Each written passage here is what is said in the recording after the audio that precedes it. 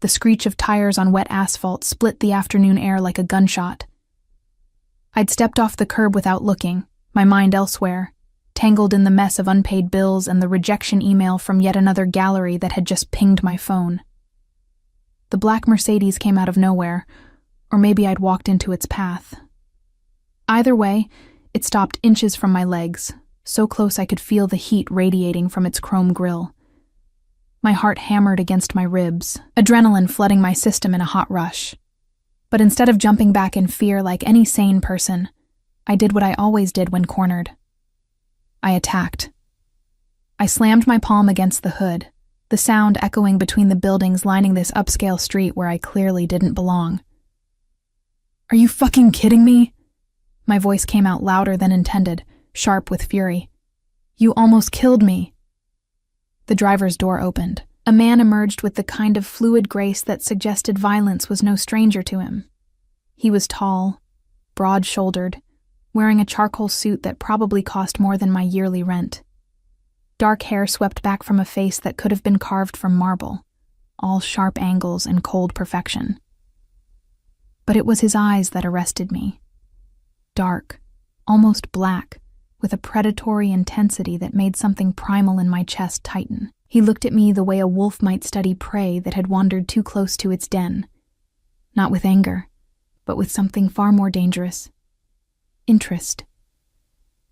"I believe," he said, his voice a low rumble with the faintest Italian accent, "you walked into my path." The audacity of it sparked my temper higher.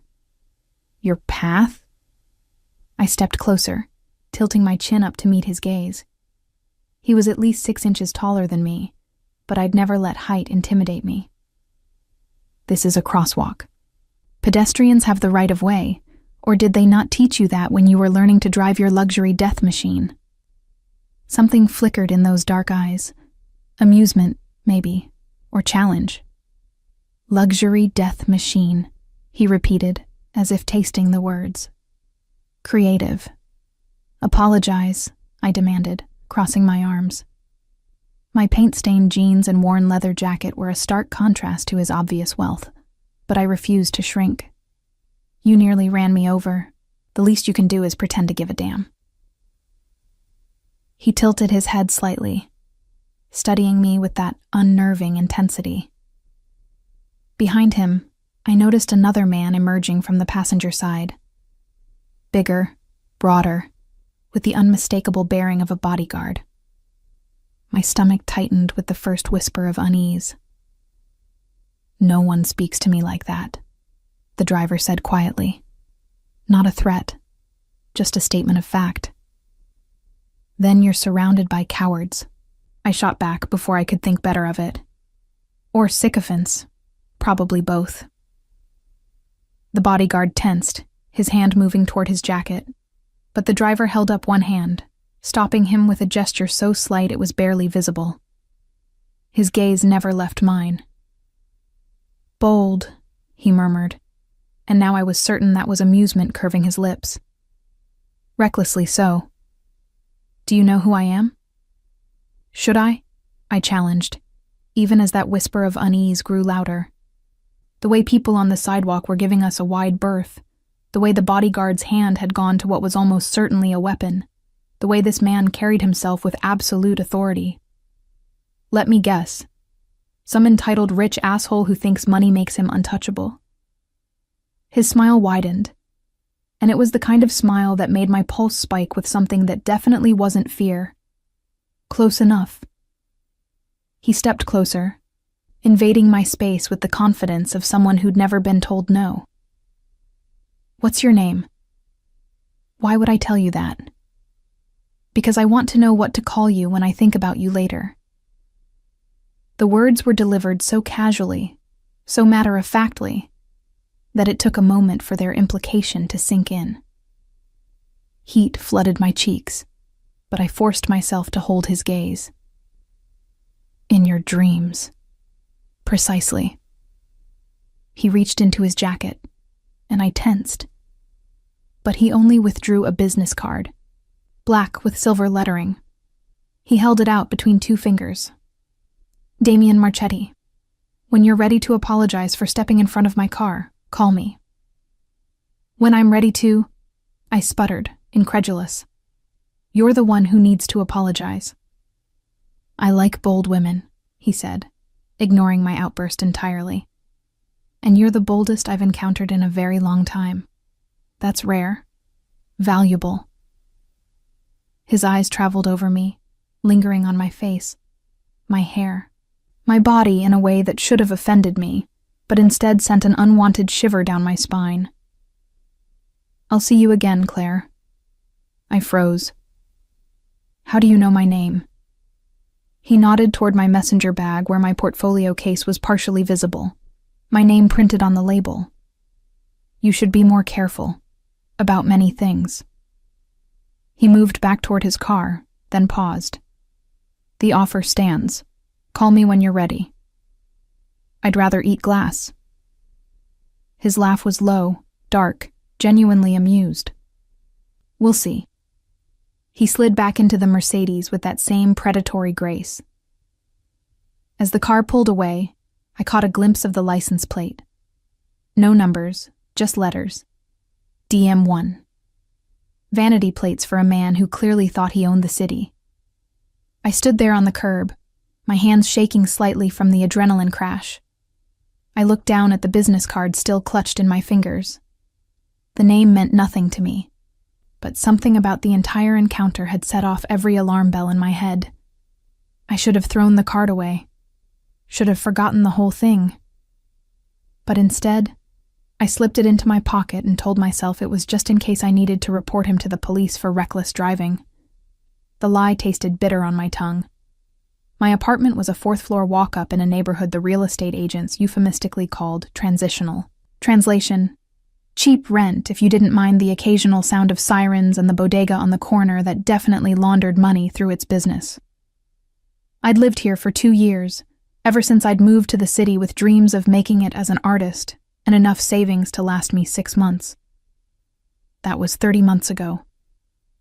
The rejection from Galerie Noire had been my 14th this year.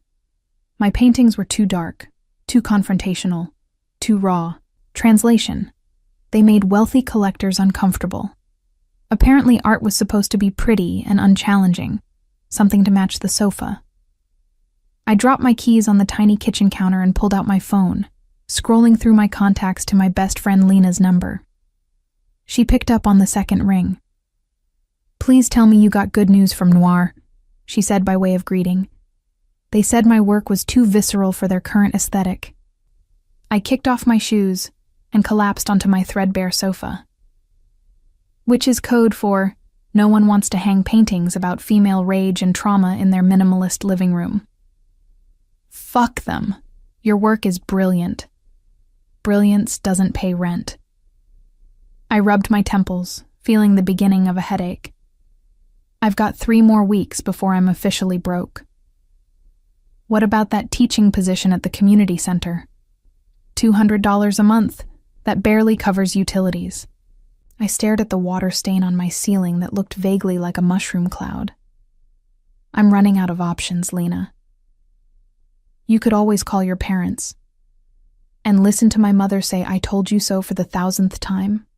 I'd rather starve. It was only half a joke. My mother had been against my move to the city from the start, convinced I was throwing away my potential on impractical fantasies. When I'd refused to come home after the first year, she'd stopped offering help. Pride, apparently, ran in the family. Something will come through, Lena said with forced optimism.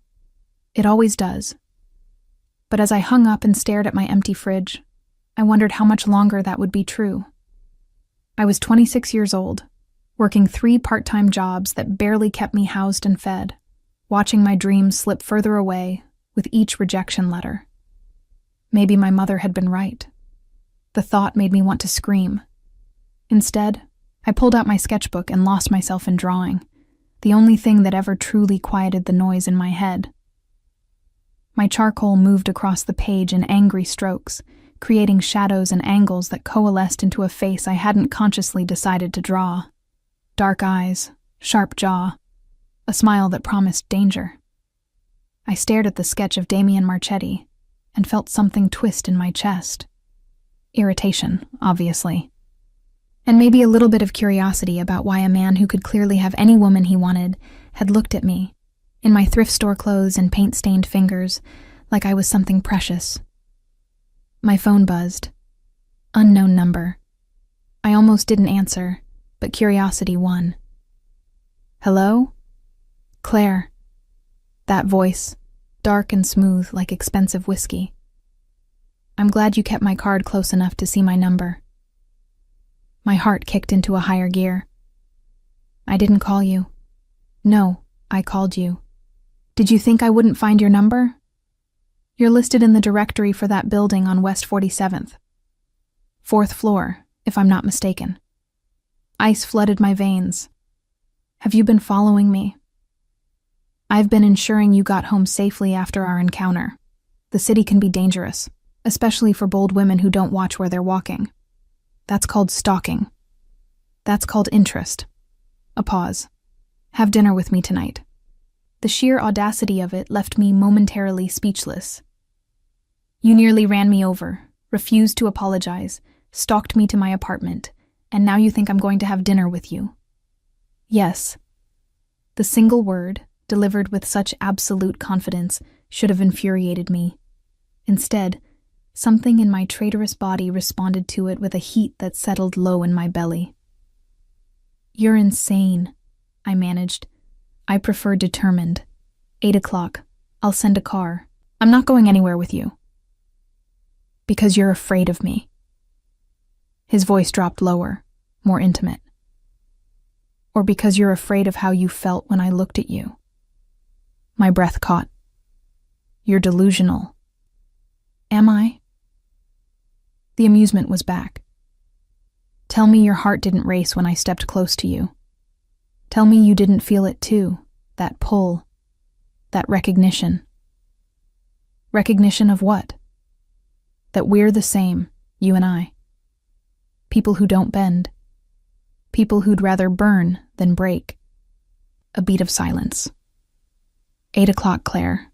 The car will be waiting whether you get in or not. But I think you will. Why would I do that? Because you're curious. Because you felt it too, and because his voice went from smooth to something sharper, more dangerous. I don't think you're the kind of woman who runs from things that scare her. He hung up before I could respond. I stood there in my tiny apartment, phone clutched in my hand, heart hammering. Every rational part of my brain screamed that this was insane, that getting into a car with a strange man who'd tracked down my phone number and address was textbook stupid. But a smaller, quieter voice whispered something else. When was the last time anything interesting had happened to me? When was the last time someone had looked at me like Damien Marchetti had? When was the last time I'd felt anything besides the grinding exhaustion of survival? I looked at the time. 7:15. I had 45 minutes to decide whether I was brave or just reckless enough to find out what would happen if I said yes to a man who looked at me like I was something worth claiming.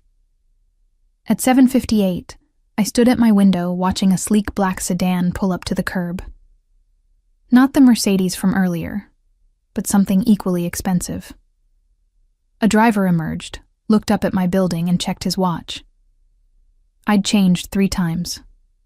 Settled on black jeans, a silk blouse I'd found at a vintage shop, and my only pair of heels that weren't scuffed beyond recognition. I'd told myself I was just going to see what kind of restaurant a man like Damien Marchetti chose, that I'd satisfy my curiosity and then walk away. The lies we tell ourselves. The driver's name was Marco, and he opened the car door with the practiced efficiency of someone who'd done this 1,000 times. He didn't speak beyond a polite greeting, which I appreciated. I wasn't sure I could make small talk when my nerves felt like live wires. The restaurant was in a part of the city I'd never been to, where the buildings gleamed with old money and doormen stood guard like sentries. We pulled up to a discreet entrance with no sign, just a single word etched in brass. Impero.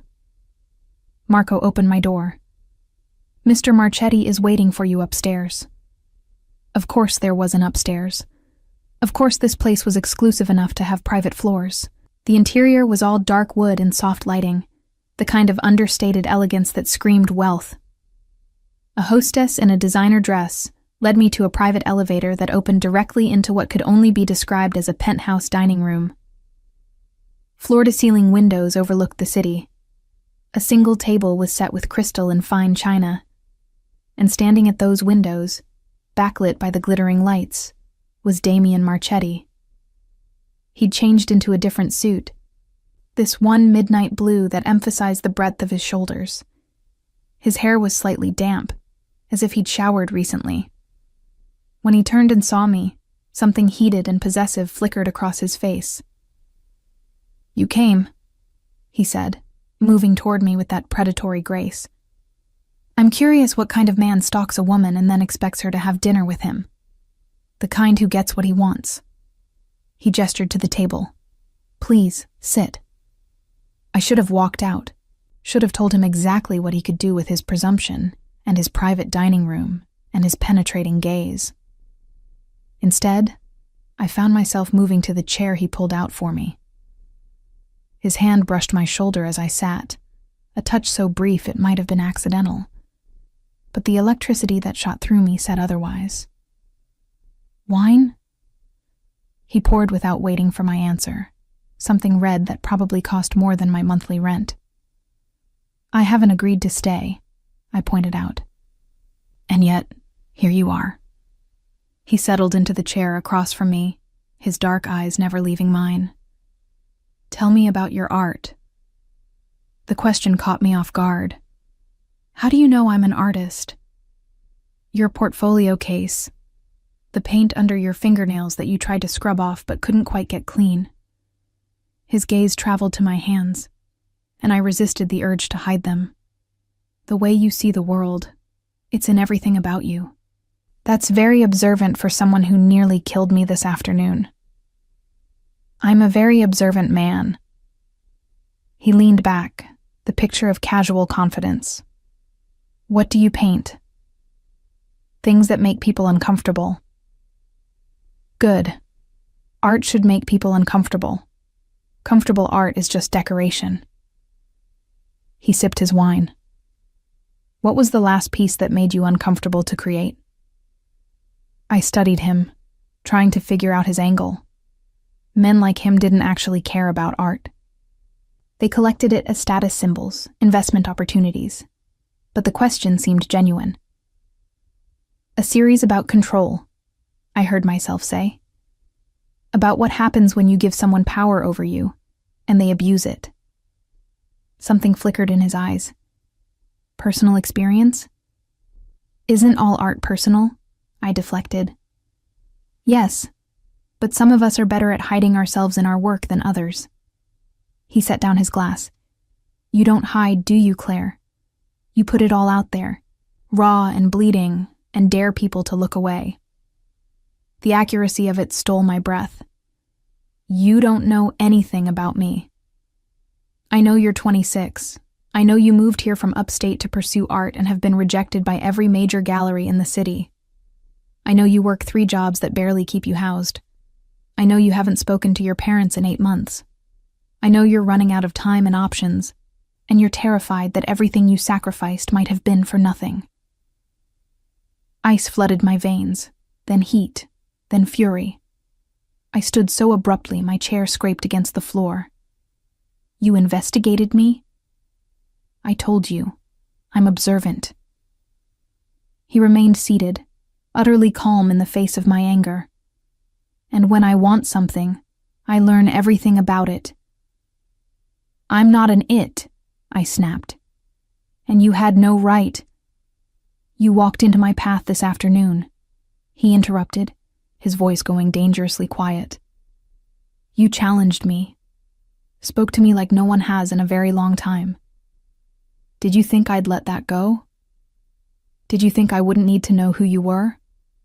So you what? Had me followed? Ran a background check?" "Both." He stood then, moving around the table toward me. I should have backed away, but I held my ground. "I needed to know if you were a threat." "A threat?" To you? I laughed, the sound bitter. I can barely pay my rent. What possible threat could I be? He was close now, close enough that I could smell his cologne. Something expensive and subtle that made my head swim. The most dangerous kind. The kind that makes me want things I shouldn't want. Do things I shouldn't do. Like stalk women? Like pursue a woman who has nothing I could possibly need and everything I suddenly can't stop thinking about. His hand came up, hovering near my face but not touching. You have no idea what you've done. Do you? Enlighten me. You looked at me like I was just a man. Not my name, not my reputation, not my power. Just a man, an asshole who nearly hit you with his car. The corners of his mouth lifted slightly. Do you know how rare that is in my world?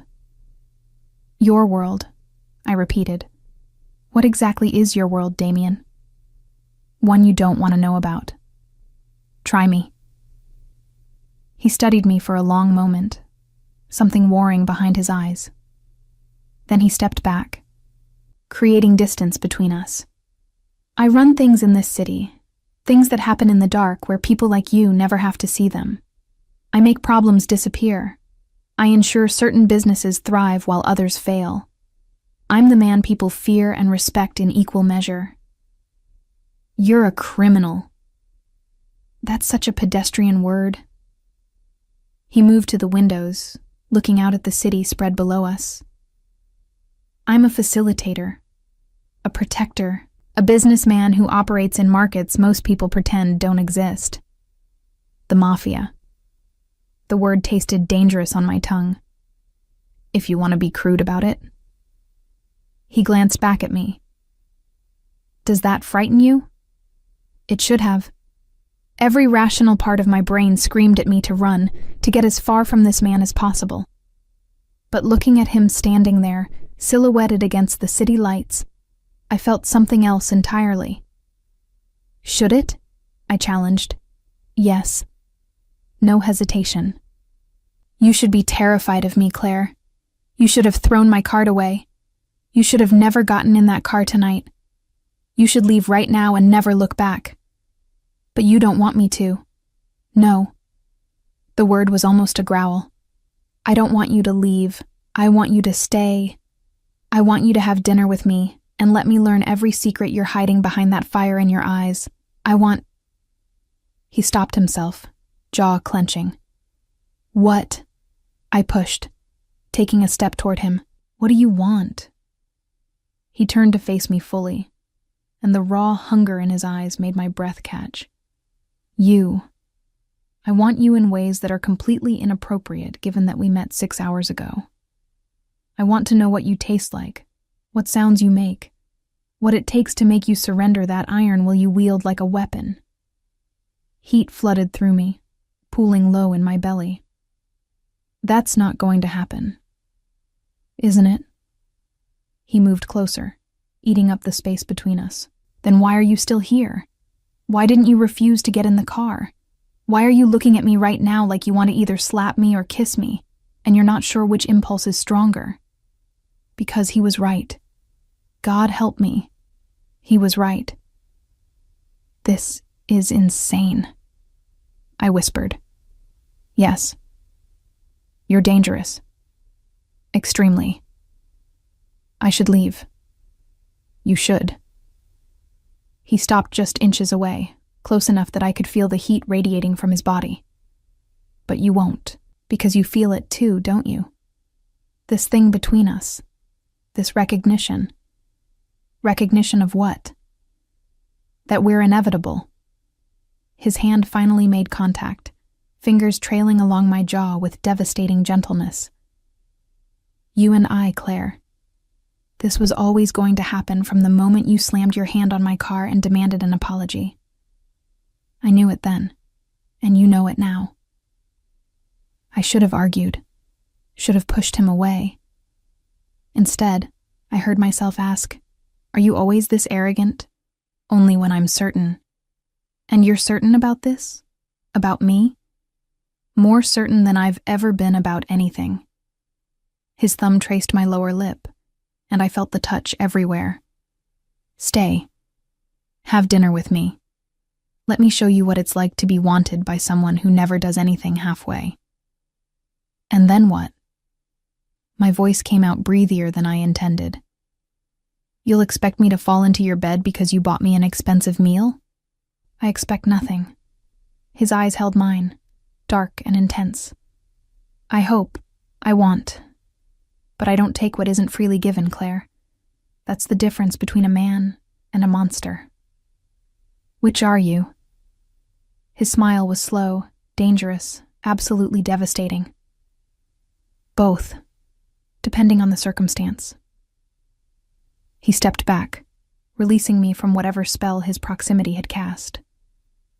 But never with you. With you, I'll only ever be a man. One who wants you desperately and is willing to work for it. The waiter appeared with our first course, perfectly timed or perhaps summoned by some signal I'd missed. I realized I was still standing, still caught in the web Damien Marchetti had spun around me with nothing but words and heated looks. I sat. He smiled like I'd just given him the world. And as I took that first bite of whatever exquisitely prepared dish had been set before me, I wondered what exactly I'd just agreed to. Dinner was a revelation, though not in the way I'd expected. Damien was intelligent, well-read, genuinely interested in my opinions about art and culture and the thousand small things that made up a life.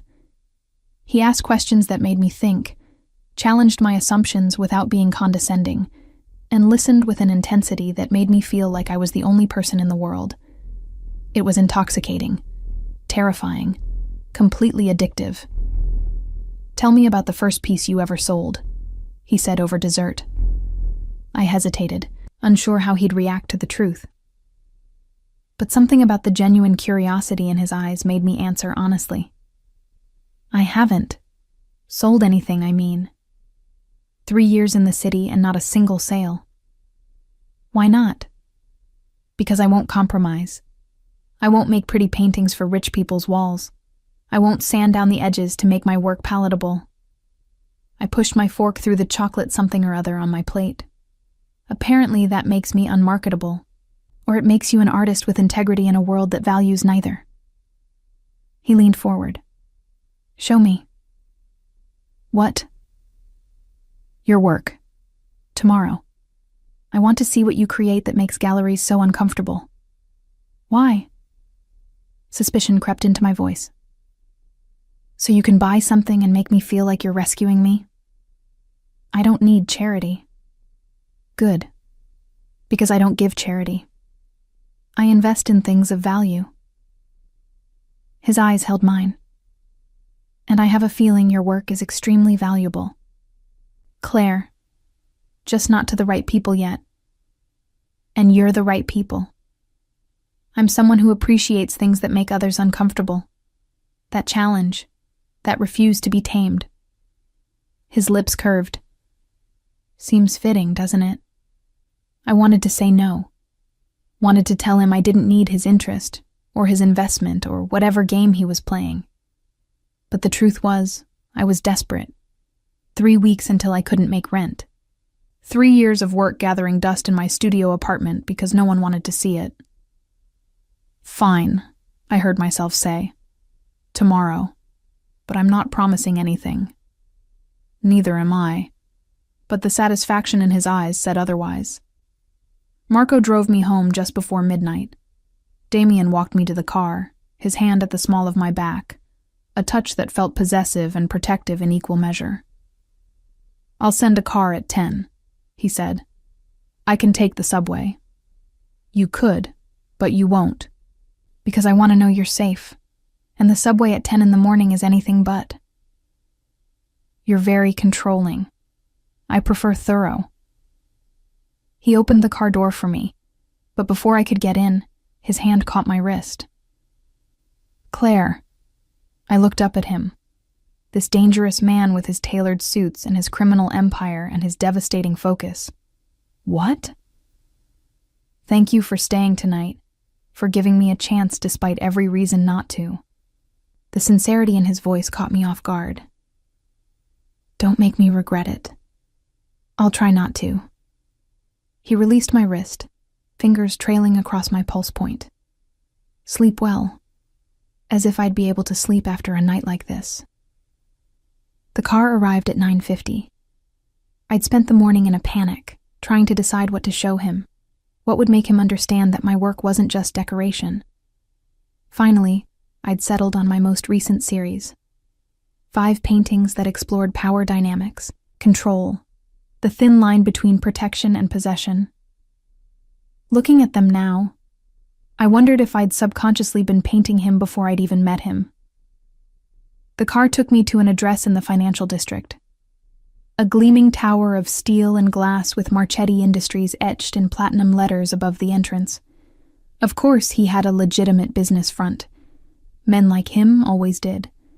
Marco escorted me to a private elevator that opened directly into a penthouse office that took my breath away. Floor-to-ceiling windows offered a panoramic view of the city. The space was all dark wood and leather, masculine and powerful, with artwork on the walls that I recognized as original pieces by artists I'd studied in school. And standing at those windows, phone pressed to his ear, was Damien. He was speaking rapid Italian, his voice hard and cold in a way I hadn't heard before. This was the other side of him, the one that ran a criminal empire, the one who made problems disappear. He noticed me and held up one finger. Wait. I waited, taking in the space. There was a sitting area with leather chairs that probably cost more than my yearly income, a bar stocked with bottles I couldn't afford a single pour from, and the art. God, the art was stunning. Pieces that challenged and confronted and refused to be ignored. He liked difficult art, just like he apparently liked difficult women. The thought made something warm unfurl in my chest. Mi dispiace, he said into the phone, his voice dropping to something dangerous. But if Santoro thinks he can move product through my territory without paying his percentage, he's more stupid than I thought. Make it clear what happens to people who disrespect our agreements. I want his kneecaps, not his life. Yet. He hung up and turned to me, his expression shifting from cold fury to something warmer in an instant. Claire, I apologize for that. Making someone pay their debt? I tried to keep my voice light, though my heart was hammering. Something like that. He crossed to me, his gaze moving to the portfolio case I'd brought. Is that them? The paintings, yes. I suddenly felt vulnerable, exposed in a way I hadn't anticipated. But maybe this was a mistake. You're clearly busy, and show me. It wasn't a request. I set up the canvases on the easels I'd found waiting in his office, obviously prepared for this purpose. As I revealed each one, I watched Damien's face for his reaction. The first piece was a woman bound in golden chains, her expression not fearful but defiant. The second showed 2 figures locked in an embrace that could have been love or violence, the line deliberately blurred. The third depicted a throne made of broken promises, empty and waiting.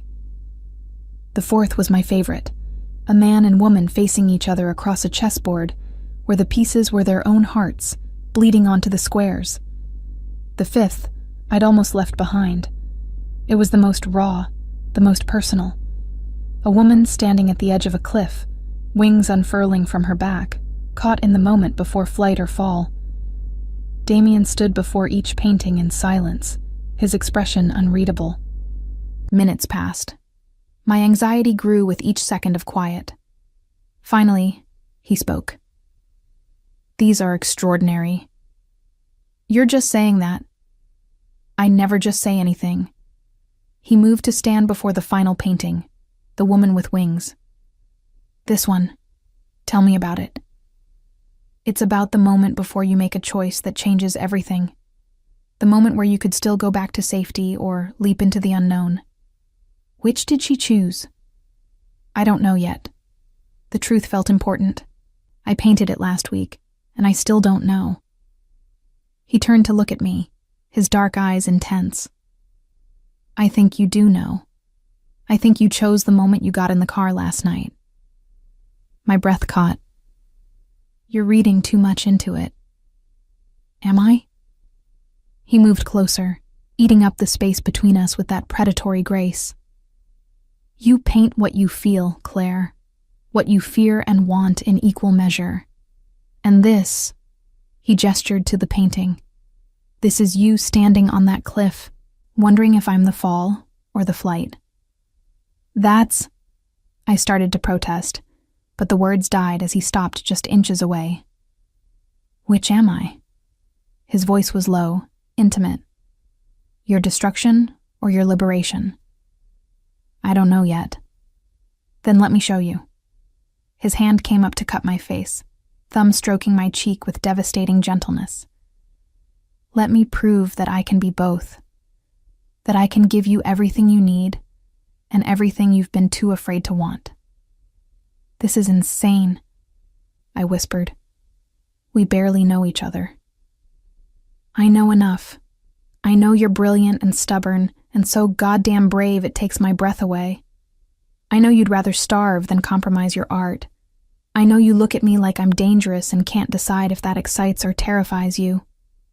His forehead nearly touched mine.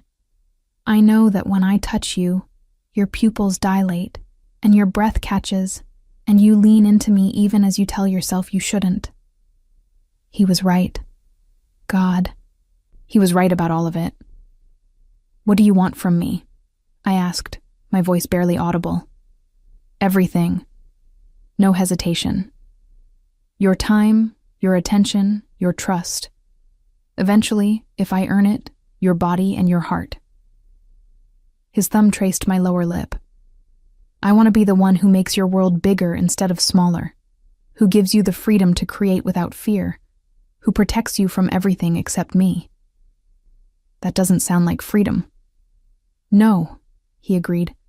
It sounds like surrender, but not the kind that breaks you, the kind that makes you stronger because you're no longer fighting alone. I should have pushed him away. Should have told him he was crazy if he thought pretty words and expensive dinners would make me fall into his arms. Instead, I found myself asking, and if I say yes? If I let you into my life? What then? Then I buy every single one of these paintings. I connect you with collectors who will appreciate what you create. I ensure you never have to choose between your art and survival again. He paused. And in return, you give me what I want, which is you, in my life, in my bed, in my world, not as possession, but as partner, as the one person who sees me clearly and chooses me anyway. That's a lot to ask for some gallery connections. I'm not offering gallery connections. His voice dropped lower, more intense. I'm offering everything, Claire. My protection, my resources, my devotion, everything I have and everything I am. All I'm asking is that you be brave enough to take it. And if I can't, if I'm not ready, then I wait. Simple, absolute. I court you properly. I prove myself worthy. I show you every day that I'm not like the men who hurt you before, who made you believe that surrender meant weakness. How do you know anyone hurt me? Because I see it in your work, in the way you paint control and fear, and the desperate need to be free. His hand slid into my hair, cradling my skull with surprising tenderness. Someone made you afraid of wanting things, of needing someone. And I'm going to spend however long it takes showing you that wanting me won't destroy you. You're very confident. I'm very certain. He leaned in, his lips hovering just over mine. Say yes, Claire. Let me into your world. Let me show you what it's like to be cherished by someone who understands that strength isn't the absence of vulnerability, but the courage to be vulnerable with the right person. His proximity was making it impossible to think. I could feel his breath on my lips, smell that intoxicating cologne, feel the heat radiating from his body. Every nerve ending screamed at me to close the distance, to find out what he tasted like, to let him show me everything he'd promised. But a small, terrified voice whispered that once I said yes, There would be no going back. "I need time," I managed. "Take it." He pulled back slightly, creating space I simultaneously craved and mourned. "But know this. I've already decided, Claire. You're mine. The only question is when you'll accept it." The possession in his voice should have scared me. Instead, it sent heat flooding through my system in a way that was absolutely dangerous. "I should go," I said, though I made no move toward the door. "You should," he agreed, though his hand remained in my hair. "But you won't, because you want to know what happens next. What I'll do, how far I'll go to prove that I mean every word." He was reading me too easily, seeing too clearly. It was unnerving and thrilling in equal measure. "One dinner," I heard myself say. "One more chance to prove you're not just another rich man with a savior complex." His smile was slow, victorious. "Deal. Tomorrow night. And Claire." "What?" "Wear something you feel powerful in, because I'm going to introduce you to my world, and I want everyone to see exactly what you are to me." "And what's that?" "Mine." The word hung between us, weighted with promise and threat in equal measure. And as I finally forced myself to leave his office, my paintings still set up like offerings on their easels, I wondered if I'd just agreed to something wonderful or terrible. Probably both. The dress arrived at my apartment the next afternoon, delivered by a woman in a pristine suit who introduced herself as Sophia, Damien's assistant. She carried a garment bag and a smaller box, both marked with the logo of a designer I'd only ever seen in fashion magazines. "Mr. Marchetti thought you might appreciate some options for this evening," Sophia said, her professional smile never wavering. He was very specific about the style. Powerful but not ostentatious. Elegant but not delicate. I should have refused. Should have sent it all back with a message that I could dress myself. But curiosity won, and when Sophia left, I unzipped the garment bag. The dress was stunning. Deep emerald green silk that would complement my dark hair and pale skin. The cut was sophisticated, with a high neck but an open back that plunged dangerously low. It would hug my curves while still allowing movement, making me feel like a weapon wrapped in silk. He'd chosen perfectly. I hated that he knew me this well already. The smaller box contained shoes, delicate heels in black with emerald accents, and a simple necklace of white gold and diamonds that was somehow more devastating in its simplicity than anything ostentatious would have been. There was a note in his handwriting. Strong, decisive strokes that matched everything else about him. "You would have looked stunning in anything, but I wanted you to feel as powerful as you are, D." I stood there in my tiny apartment, surrounded by the evidence of his wealth and power and devastating attention to detail, and felt something inside me shift. This wasn't just attraction or curiosity anymore. This was something deeper, more dangerous. This was the cliff's edge, and I was already leaning into the fall. Marco arrived at 7:30. The drive took us to a part of the city I'd never been, where old money lived behind iron gates and manicured hedges. We pulled up to a mansion that looked like it had been transported from a European estate, all stone and glass with lights glowing warm in the gathering dusk. "Mr. Marchetti is hosting a small gathering tonight," Marco said as he opened my door. "Associates and their wives. He wants to introduce you." My stomach tightened with nerves. What kind of associates? Marco's expression remained neutral. The kind who respect power and loyalty above all else. Translation: criminals. I was about to be introduced to Damien's world, the dark underbelly where he ruled. The interior of the house was breathtaking. Marble floors, crystal chandeliers, artwork that belonged in museums. And everywhere, people. Men in expensive suits with hard eyes and beautiful women who wore their designer dresses like armor. Damien found me the moment I entered, as if he'd been waiting. He crossed the room with that predatory grace, his dark eyes traveling over me in a way that made heat pool low in my belly. Claire, he breathed, taking my hand and bringing it to his lips. You're stunning. You chose well, I managed, hyper-aware of the eyes watching us. I chose what would make you feel invincible. He tucked my hand into his arm, anchoring me to his side.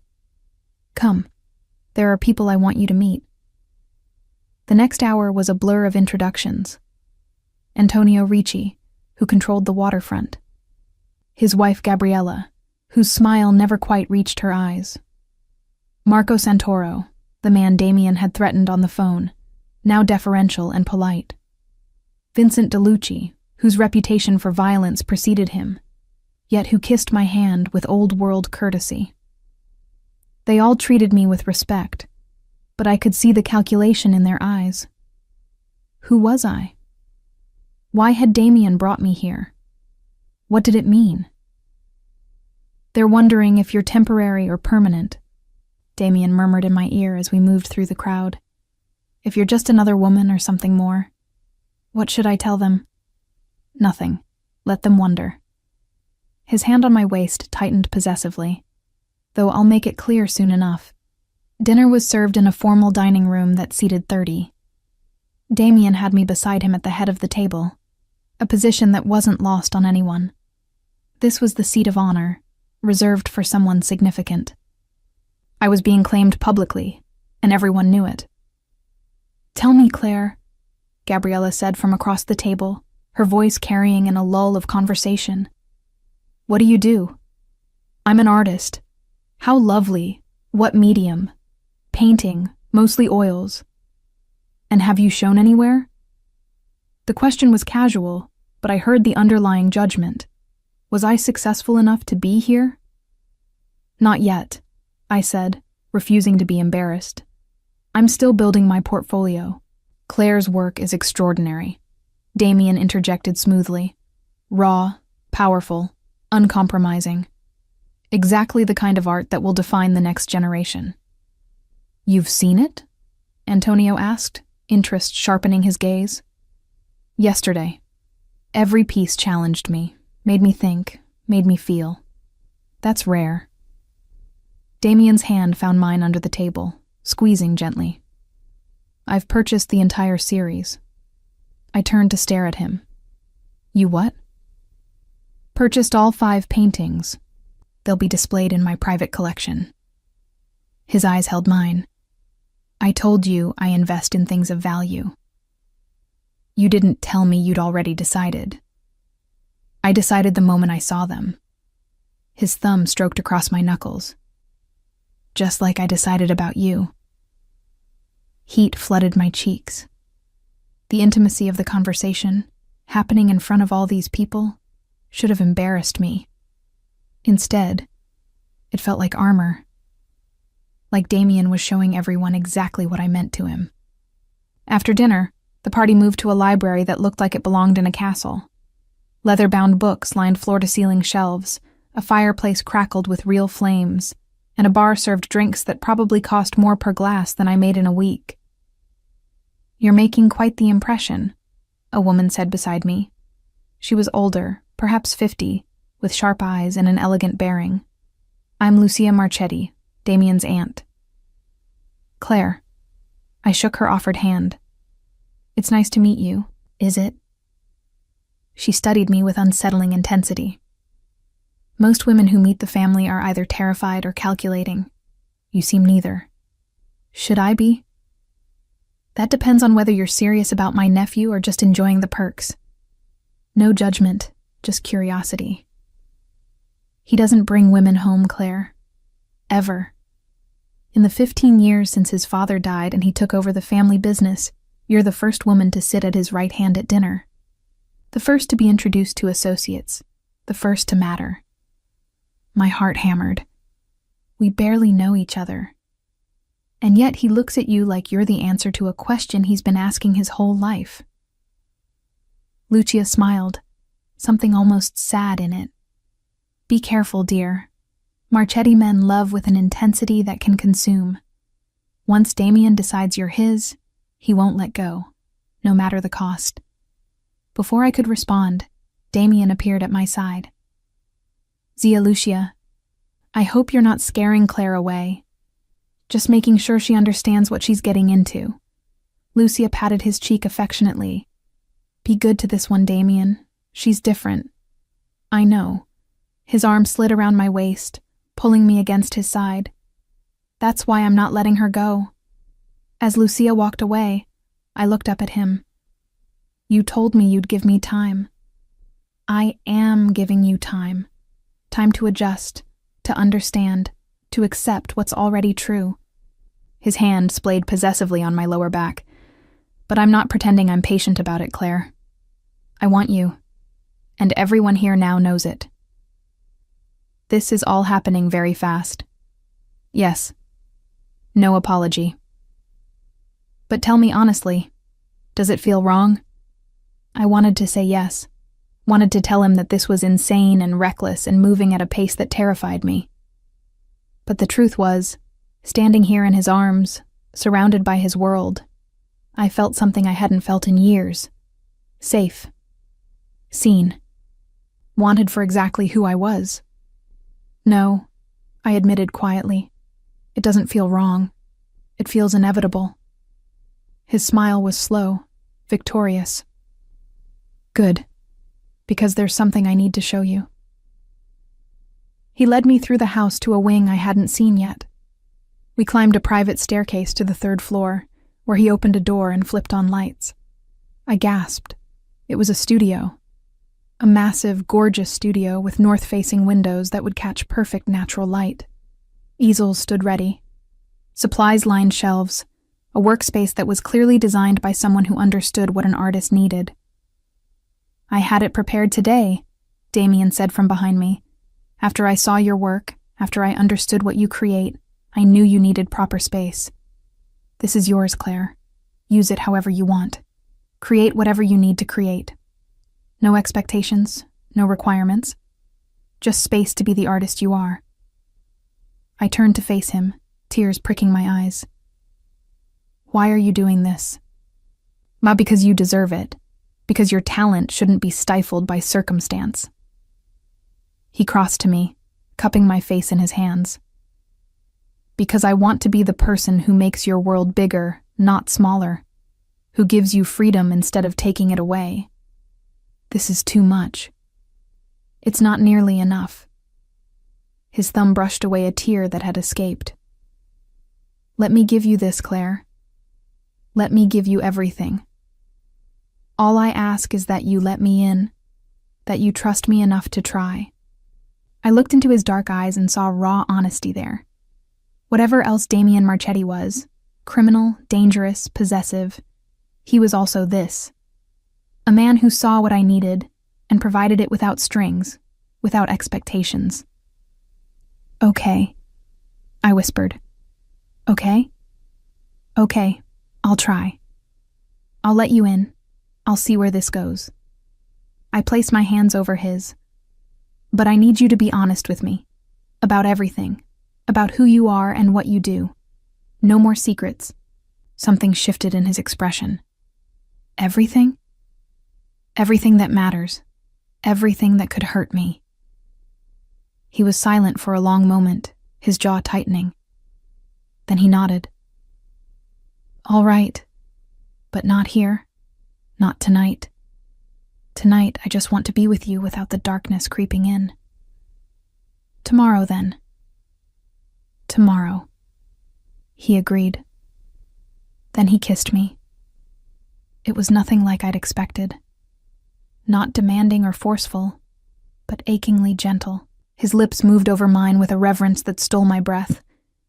His hands cradling my face like I was something precious. He kissed me like I mattered. Like I was worth savoring. When he finally pulled back, we were both breathing hard. I've been wanting to do that since you slammed your hand on my car, he admitted. You should have led with that instead of the stalking. His laugh was warm, genuine. I'll remember that for next time. There won't be a next time. I'm not leaving now. No, he agreed, pulling me closer. You're not. You're mine now, Claire. and I don't let go of what's mine. The possession in his voice should have scared me. Instead, it made me feel invincible.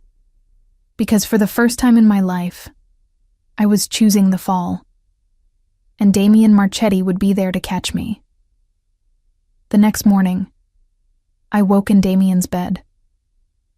Nothing had happened beyond kissing that had left me breathless and aching.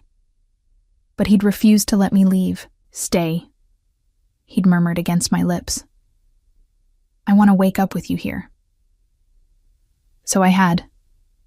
And now in the early morning light streaming through floor-to-ceiling windows, I watched him sleep.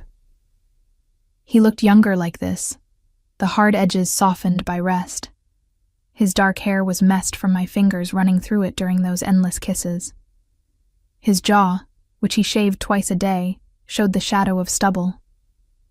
He was beautiful and dangerous and mine. The thought should have terrified me. Instead, it felt like coming home. His eyes opened, focusing on me immediately. "You're staring. You're worth staring at." A slow smile curved his lips. "Careful. Compliments like that will go to my head. Your ego doesn't need any help." "No," he agreed, reaching for me and pulling me against his chest. "But I like hearing it from you anyway." I settled into his warmth, my head tucked under his chin. This casual intimacy felt natural in a way nothing in my life ever had, like we'd been doing this for years instead of days. "You promised honesty today," I reminded him. His body tensed slightly. "I did. So tell me. Everything. What you really do, why people fear you, what I'm getting into by being with you." He was quiet for so long I thought he might refuse. Then he sighed, his arms tightening around me. "My family has been in organized crime for 4 generations.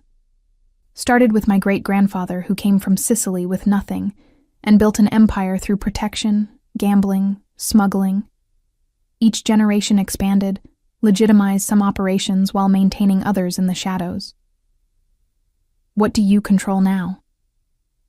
"The ports, half the construction in the city, several casinos and nightclubs, protection services for businesses who want to operate without interference from other families." He paused. "And some things I won't tell you about because knowing would make you complicit." "Drugs?" "I don't touch narcotics. Too much collateral damage. But I do handle weapons, information, influence." His voice was matter-of-fact, as if discussing a normal business. "I ensure certain politicians get elected. I make problems disappear for people who can afford my services. I maintain the peace between families through whatever means necessary. Violence, when required, yes." I should have been horrified, should have pulled away from him immediately. But lying there in his arms, I found I couldn't muster the outrage. Maybe because I'd grown up watching people with legitimate power abuse it legally. At least Damien was honest about what he was. "Have you killed anyone?" The question escaped before I could stop it. "Yes." The simple answer sent a chill through me. "Why?" "Because they threatened what was mine. Because they broke agreements that keep this city from descending into war. Because sometimes violence is the only language certain people understand." His hand stroked down my back. "Does that frighten you?" "It should. But it doesn't?" "I don't know." I pulled back to look at him. "I should be running from you right now, should be terrified of what you're capable of. But all I can think is that you've been nothing but gentle with me, that you've given me more freedom in 3 days than I've had in 3 years, that you look at me like I'm precious. You are precious. To me, you're everything. You barely know me. I know enough." His hand cupped my face. "I know you're brave enough to challenge me, strong enough to see what I am and not flinch, talented enough to deserve every opportunity I can give you. That's enough for me to know I want you in my life permanently." Permanently is a big word. I'm a big commitment kind of man. His thumb traced my jaw. I don't do casual, Claire. I don't do temporary. When I want something, I claim it completely. And I want you completely. What if I can't give you that? What if I need time to figure out if I can live with what you do? Then I give you time, but I don't let you go. His eyes were intense, unwavering. You're mine now. That doesn't change whether you need a week or a year to accept it. I'll wait. I'll prove myself. I'll show you every day that I'm worth the risk. Before I could respond, his phone buzzed insistently on the nightstand. He glanced at it, his expression darkening. What is it? Problem at the port. I need to handle it. He kissed me briefly, thoroughly. Stay here. Use the studio, explore the house, relax. I'll be back by afternoon. I have things at my apartment. I'll have someone pack up anything you need and bring it here. Damien. You're not going back there, Claire. Not when I can keep you safe here. His voice went hard. That apartment isn't secure. The building has no doorman, the locks are garbage, and you're on the 4th floor with a fire escape anyone could climb. I won't have you vulnerable. I've lived there for 2 years. That was before you were mine, before people might see you as a way to get to me. He stood, already reaching for clothes. I'm not asking, Claire. You're staying here where I can protect you. The high-handedness should have infuriated me. Instead, I felt that now familiar warmth spreading through my chest. He was controlling, yes, but it came from genuine concern, not a need to diminish me. Fine, I conceded. But I need my painting supplies, and my clothes, and my... Make a list. I'll have everything brought over. He was already dressed, looking every inch the dangerous man I'd chosen to trust. He leaned down, kissing me once more. Be here when I get back. Where else would I go? Nowhere. His smile was possessive. Because you're mine. After he left, I explored the mansion properly. It was enormous, room after room of understated luxury. But it was the studio he'd prepared for me that kept drawing me back.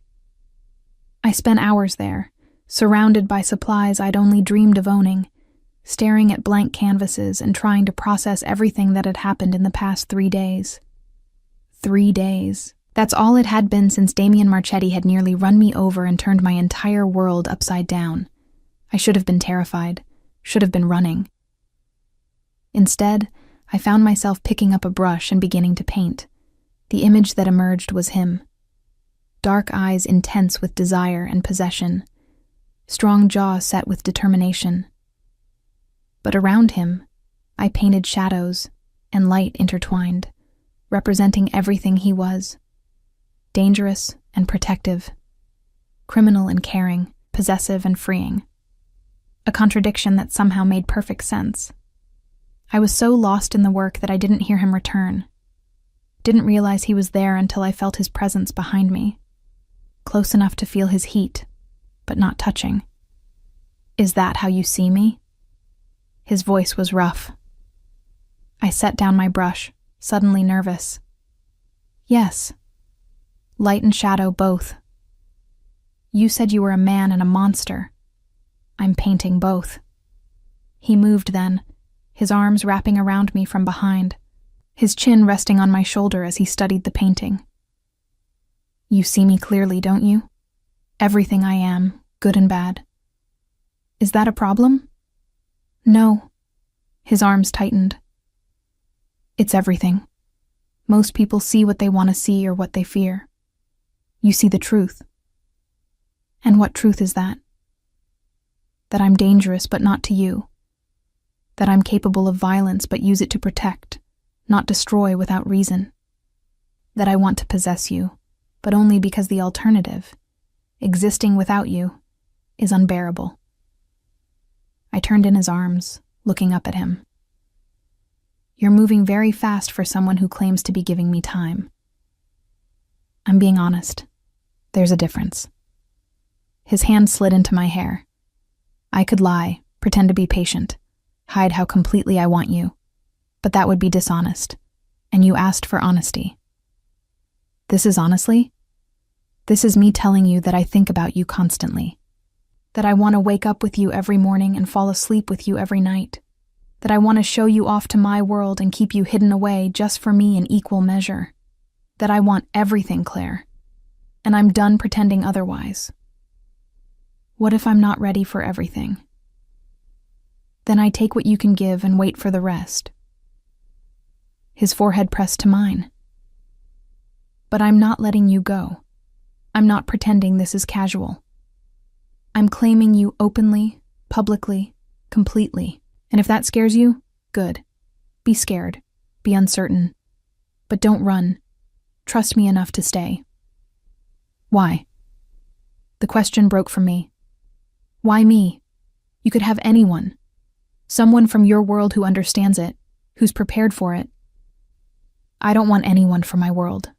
I want you. The woman who looked at me with fire instead of fear, who challenged me instead of fawning, who sees exactly what I am and is brave enough to stay anyway. His hands framed my face. You're real, Claire. In a world of artifice and calculation, you're genuine. And I've been waiting my whole life for real. Tears pricked my eyes. I don't know how to do this. How to be with someone like you. Then learn. With me. Let me teach you my world while you teach me yours. Let us figure this out together. He kissed me softly. I'm not asking for perfection. I'm asking for trust. For time. For a chance to prove that I can be what you need. And what do I need? Someone who makes you feel safe enough to be dangerous. Someone who sees your fire and fans the flames instead of trying to extinguish them. Someone who wants you exactly as you are, sharp edges and all. His thumb brushed away a tear. Someone who loves you. My breath caught. Love? We've known each other 3 days. Love doesn't run on schedules, Claire. It just is. His eyes held mine, dark and intense and absolutely certain. I love you. I loved you from the moment you slammed your hand on my car and demanded an apology. I loved you more when you challenged me at dinner. I loved you completely when I saw your paintings and understood your soul. This isn't infatuation or obsession. This is recognition. Of finding the person who fits the empty spaces you didn't know existed. That's not possible. Tell me you don't feel it too. His voice dropped to a whisper. Tell me you don't lie awake thinking about me, that your heart doesn't race when I'm near, that you don't feel this pull between us like gravity, inevitable and inescapable. Tell me, and I'll back off. I'll give you space. But you can't, can you? Because you feel it too. He was right. God help me. He was right about all of it. I'm terrified, I admitted. Good. Be terrified. I am too. His confession surprised me. I'm terrified of what you make me feel, of how completely I want you, of what I'd do to keep you safe, of how easily you could destroy me if you wanted. He pulled me closer. But I'm choosing to be brave, to take the risk, to say the terrifying truth out loud. I love you, Claire. Completely. Irrevocably. Forever. Damien, you don't have to say it back. Not until you mean it. Not until you're sure. He kissed me again, deeper this time, more urgent. Just don't leave. Stay with me. Let me show you every day what it means to be loved by someone who'll burn the world down before letting anyone hurt you. And as he carried me from the studio to his bedroom, as he laid me down on silk sheets and worshipped my body with a reverence that stole my breath, as he murmured Italian endearments against my skin and made me shatter in his arms, I realized something terrifying and wonderful. I was already falling in love with him too. 3 weeks later, I stood in a gallery in Chelsea, watching wealthy collectors examine my paintings. The opening had been Damien's idea, arranged through connections I didn't question.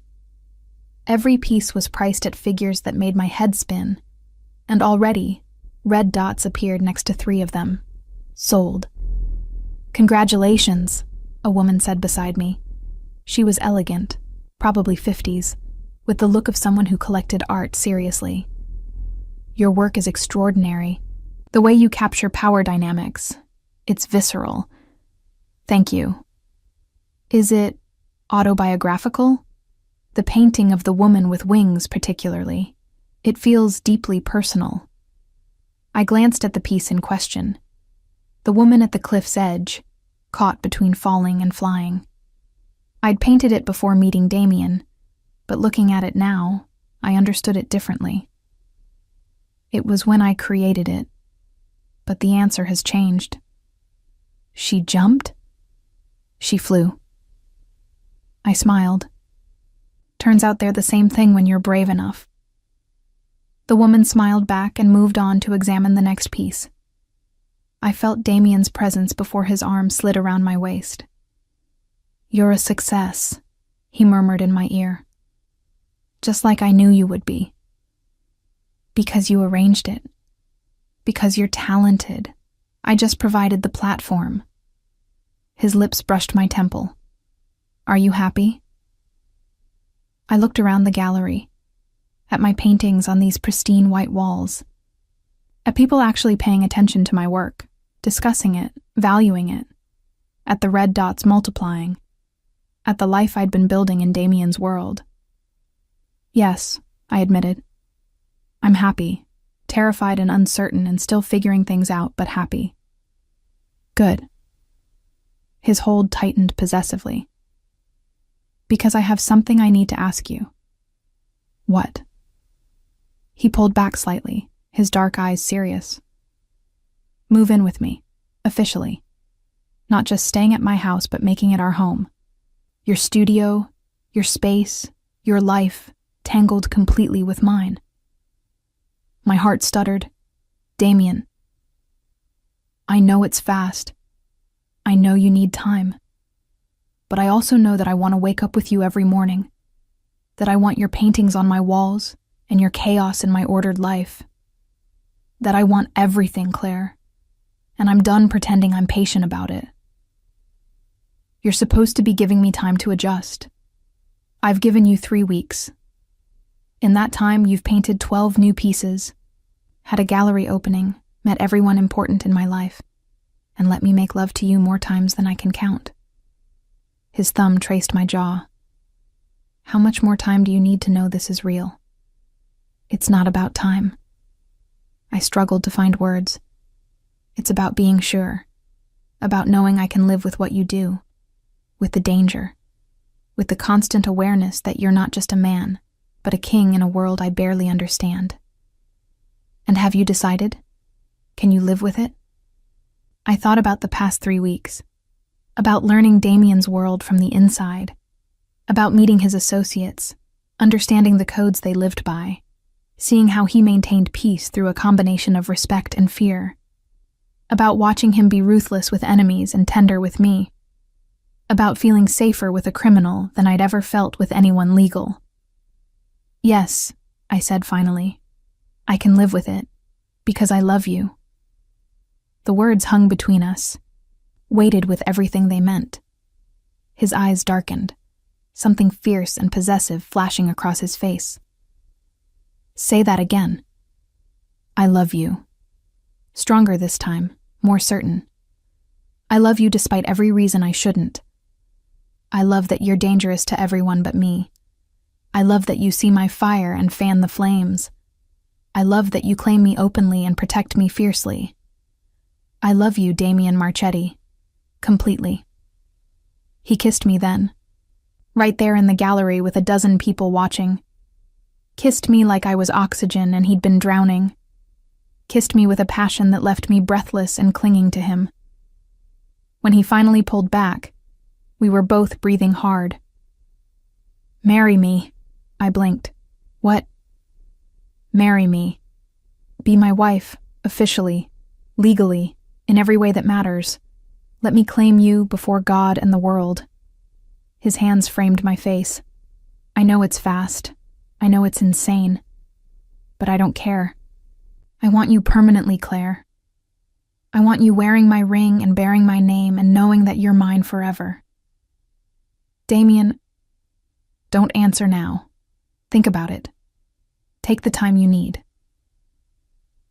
He pressed a kiss to my forehead. But know that I'm not asking lightly. When I say forever, I mean it. When I say mine, I mean it. I'm offering you everything I am and everything I have. The only question is whether you're brave enough to take it. I looked into his eyes and saw raw honesty there. This wasn't a man playing games or manipulating me. This was Damien Marchetti, powerful and dangerous and utterly certain, offering me his heart. Ask me again tomorrow, I said, when I've had time to process. Fair enough. He tucked me against his side as we moved through the gallery. But my answer will be the same every time you delay. Yes, forever. Mine. The next morning, I woke wrapped in Damien's arms, morning light streaming through windows that overlooked the city he controlled. He was already awake, watching me with that intensity that still made my heart race. I thought about your proposal, I said without preamble. And? Ask me again. His eyes searched mine. Are you sure? Ask me. He shifted, pulling me on top of him so we were face to face. Claire, will you marry me? Will you be my wife, my partner, my queen? Will you let me love you for the rest of our lives and probably longer, because I don't think death will be enough to stop me? I smiled, tears pricking my eyes. Yes. Yes. Yes. I'll marry you. I'll be your wife. I'll let you love me. I kissed him softly. And I'll love you back just as fiercely. His arms crushed me against him, his face buried in my neck. I felt him tremble slightly and realized this powerful man who commanded an empire was undone by my acceptance. Mine, he breathed against my skin. Yours, I agreed. Just like you're mine. Always. He pulled back, his eyes bright. I have something for you. He reached for the nightstand, pulling out a velvet box. Inside was a ring that stole my breath. An emerald surrounded by diamonds, the stone the same deep green as the dress he'd chosen for me. It was my grandmother's, he said, as he slid it onto my finger. She told me once to only give it to a woman who challenged me, who made me better instead of weaker, who saw the man beneath the monster and loved both. His eyes held mine. That's you, Claire. You're everything she hoped I'd find. I looked at the ring, then back at him. I love you. I love you too, more than I thought possible. He pulled me down for a kiss. You're mine now, Claire. Forever. Forever, I agreed. And as he made love to me with the morning sun painting us both in gold, as he murmured promises against my skin and made me shatter in his arms, I understood something profound. I'd run into his path by accident, had challenged him without thinking, had let him chase me without meaning to be caught. But somewhere along the way, the chase had become a dance. The danger had become safety. The possession had become partnership. Damien Marchetti had claimed me as his, yes, but I'd claimed him right back. And in that mutual claiming, we'd found something rare and precious. Love that didn't shrink you but made you bigger. Safety that came from being seen completely.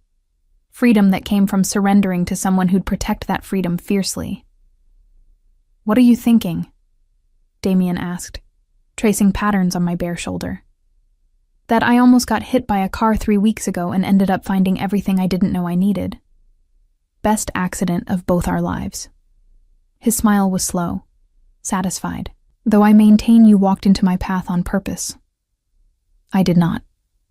Subconsciously, then. Your soul recognized mine before your mind caught up. That's ridiculous. And yet, here we are. He pulled me closer. engaged, in love, planning a future. Tell me that's not fate. I couldn't, because looking at him, at this dangerous, beautiful man who'd turned my world upside down, I believed in fate for the first time in my life. I love you, I said again, because I couldn't say it enough. I love you too. He kissed me softly. My bold, brave, beautiful Claire. Mine forever. Yours forever, I agreed, and meant it with every fiber of my being.